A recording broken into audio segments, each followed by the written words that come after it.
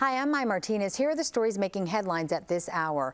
Jurors in the Jason Van Dyke trial are getting ready to resume deliberations at 8 a.m. They deliberated for about 5 hours yesterday. Van Dyke was moved to tears yesterday as the judge threatened to revoke his bail after the jury had a question and Van Dyke returned to court late. He said his daughter had been threatened at school and he left to check on her. CPD is increasing its presence in anticipation of possible protests once the verdict is handed down. Overnight, officers were visible throughout the city as they work 12-hour shifts. Staging areas for officers have been set up in Humboldt Park and at Sox Park. Chicago firefighters have been ordered to take their gear home, including helmets and boots, and be ready to go at a moment's notice. And many schools are warning parents that classes may be canceled or dismissed early ahead of the verdict.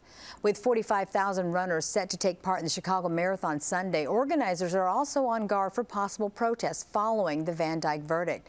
Managers for the race say they're in close contact with Chicago police and federal officials, and they're prepared for whatever develops. Safety and security is part of what we do, and in a lot of cases you've got to trust your partnerships, and you've got to trust that we have experienced people, and the city of Chicago is very good at servicing events and producing events, and that experience will come to light on race day.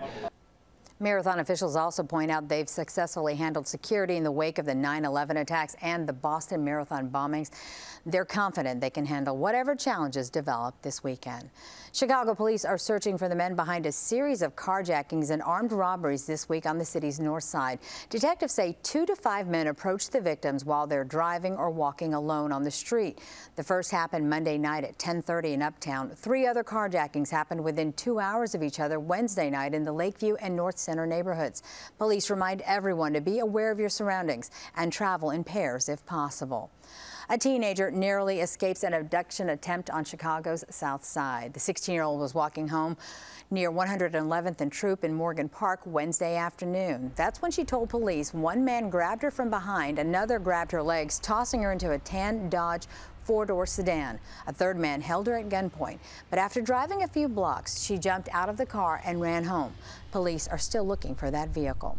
Meteorologist Megan Gross is here now with your forecast. Yeah, not great, Maya, either, because we've got rain out there today on this Friday.